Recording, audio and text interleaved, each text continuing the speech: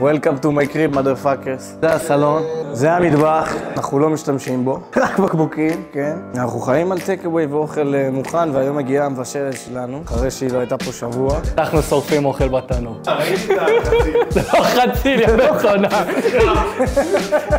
זה התפוח הדבר בכלל.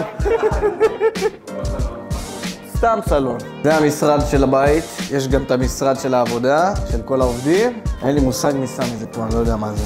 זה החדר שלי. אני לא רוצה לשאול מה אתה עושה בחדר הזה, אבל אני יכול להסתכל. לא, אנחנו לא נדבר על הזיונים בווילה. ישן פה, מה אני עושה בחדר? ישן, קם, שטוף חמוד לבריכה. זה החדר ארונות, אני לא משתמש בו כל כך, כמו שאתה רואה. יש למטה, יש למעלה. זה החדר כושר של הבית, לא משהו. זה המקלט. לא, אין פה טילים, ביבי גר פה. זה הסלון השני של הלמטה. אני עדיין מתלבט מה לעשות עם זה, רציתי לעשות פה דאנג'ן או חדר קולנוע. זה האמת, זה מה שאני באמת חושב לעשות פה, אז מה היית אומר? אני לא רואה סרטים האמת, לא יודע. בשביל האגו, להגיד יש לי חדר קולנוע. זה הלמעלה, לא מסתדר עם כל הטכנולוגיה. בגדול יש פה 3 חדרים נוספים, אבל אנחנו לא משתמשים בהם.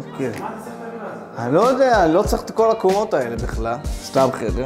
שם גר ראש מערך הביטחון של האמריקאים בישראל, משהו כזה. אתה יכול לראות פה את כל האחוזות פה, כדי להזכיר לנו שאנחנו העניים של השכונה הזאת.